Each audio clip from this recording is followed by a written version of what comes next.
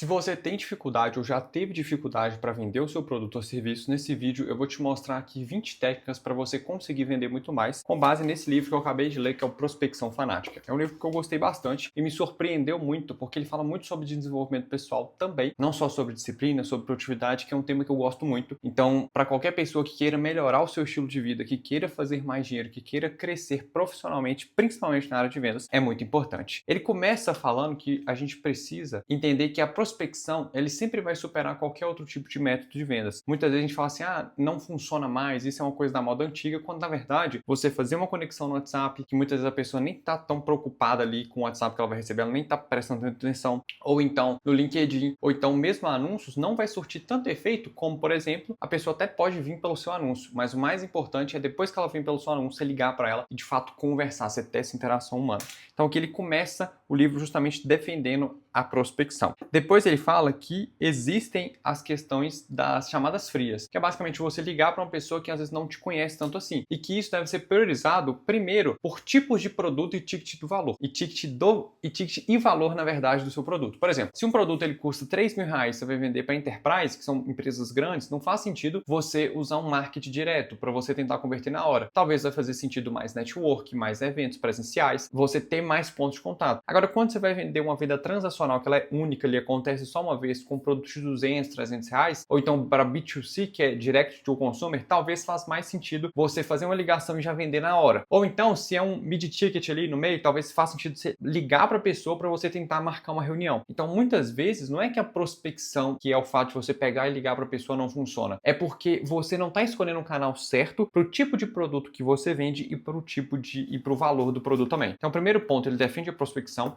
Depois, ele defende se vale a pena ou não fazer, mas que isso depende muito do canal que você vai estar usando. Ele fala para você equilibrar a questão da prospecção. Então, de nada adianta você usar só LinkedIn, só usar prospecção. É bom você combinar. Então, você pode mandar um WhatsApp e combinar com ligação, e combinar com fazer conexão, com reagir nos stories. Quando você tem mais pontos de contato com a pessoa, você acaba tendo mais familiaridade e tendo mais familiaridade você consegue vender também. Um ponto que eu achei muito interessante é que ele fala que assim, por exemplo, se você vai converter para uma pessoa que já conhece a sua empresa, você precisa ali de 1 a 7 contatos. Para uma pessoa que nunca viu sua empresa, você vai de 10 a 20 contatos. Então você precisa ter muito mais contatos para pessoas que não te conhecem. E muitas vezes, quando a gente vai vender, a gente acaba não fazendo a quantidade necessária de contatos que a gente precisa. Outro ponto muito legal é para controlar suas taxas. Então todo mundo sabe, na verdade não sei se todo mundo sabe, mas uma coisa muito importante é você entender que se você ligou para 10 pessoas, uma provavelmente vai comprar, que é a taxa de 10% ali, né? 10 pessoas qualificadas. Vamos supor agora que você ligou para 100 pessoas, 10 te atenderam, 5 são qualificadas e 1 vai comprar. Se você está vendo que a cada 100 pessoas essas métricas estão acontecendo, isso tem uma tendência de acontecer novamente. Então você para de achar que vendas é uma coisa simplesmente emocional e você passa a entender que vendas é também uma coisa muito mais estatística. Uma coisa que eu achei que é bem importante, que sempre quando você prospectar e entrar em contato com o cliente, você tem que ter um objetivo muito claro. Por exemplo, ele colocou objetivo número 1, marcar reunião. Objetivo número 2,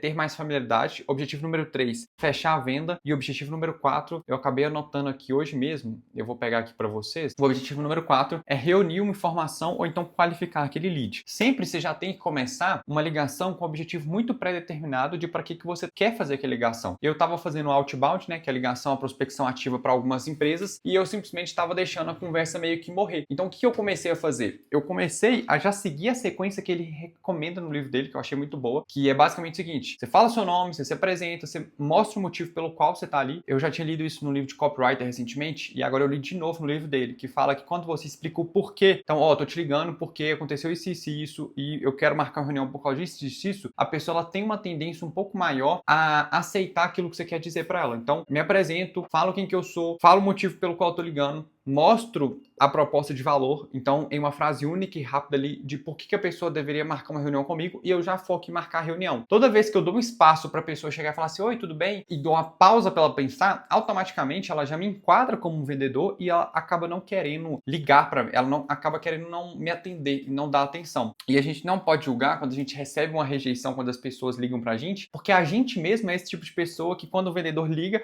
a gente acaba falando que não tem tempo e tal. É meio que reflexo, é meio meio que uma coisa automática. Ele chama isso de RDO, que ou você tem um reflexo, ou então você vai dar um talvez ali, que eu esqueci o que era o D, ou então você vai ter uma objeção. E aí no final, ele até tem um segundo livro dele, que é o de objeções, que eu vou ler hoje também, que ele fala especificamente como você pode resolver as objeções. E naturalmente, intrinsecamente, né, eu gosto muito disso, porque a gente entende muito o desenvolvimento pessoal e a gente começa a ver que o desenvolvimento pessoal está relacionado com a filosofia, com a psicologia, com a vendas, com marketing, persuasão. Eu sempre fui uma pessoa muito de humanos, então sempre gostei de estudar muito essas áreas interconectadas. Então quando a gente pega o nosso córtex pré-frontal aqui, que é responsável pela razão, aqui o nosso sistema límbico, que é responsável pela emoção, né? Que inclusive o Daniel Kahneman, acho que é esse o sobrenome dele, ele fala no livro Rápido e Devagar, que a gente tem o estímulo rápido e o estímulo devagar para pensar. Então, quando a gente, e o cérebro reptiliano que fica aqui atrás, quando a gente tem esses três, o nosso cérebro, principalmente o reptiliano que fica aqui atrás, ele não sabe diferenciar uma rejeição de uma ligação real, que é, por exemplo, quando alguma pessoa não aceita a gente, de uma ligação. Então, quando a pessoa está rejeitando, ela não está rejeitando a gente, ela está rejeitando basicamente aquela proposta que você fez para ela. E isso é uma coisa que muitas vezes desanima o vendedor quando ele não sabe diferenciar isso.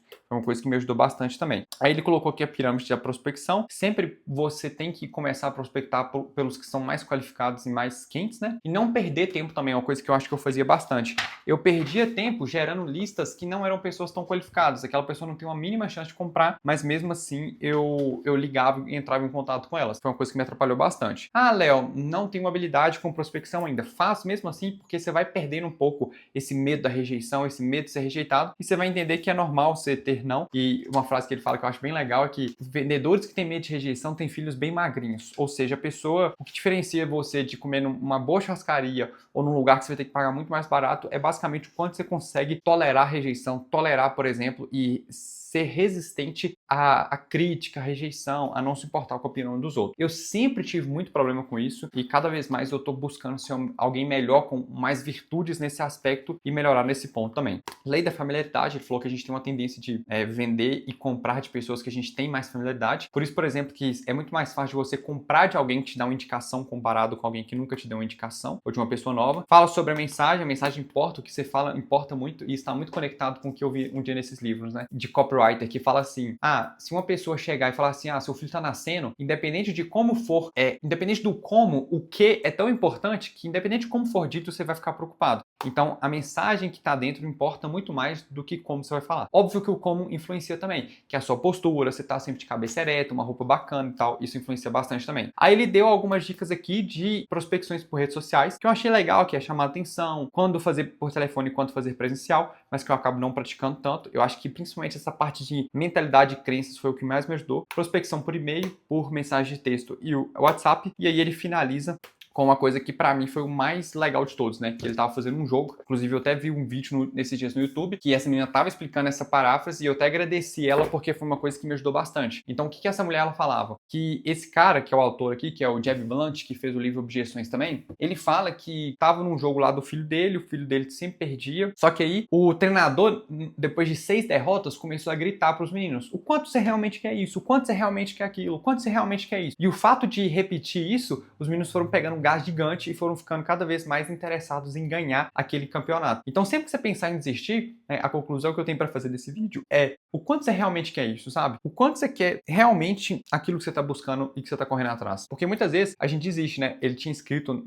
no computador dele, próximo, toda vez que ele tinha uma rejeição, ele ia pro próximo, aprendia a lidar com a rejeição. E uma outra coisa que ele anotava também é isso, o quão você quer isso. E uma outra coisa que ele anotava também é... Cara, não tô lembrando agora o que é. Não lembrei agora, mas eu encerro esse vídeo te perguntando o quanto você realmente quer aquilo que você falou que você queria.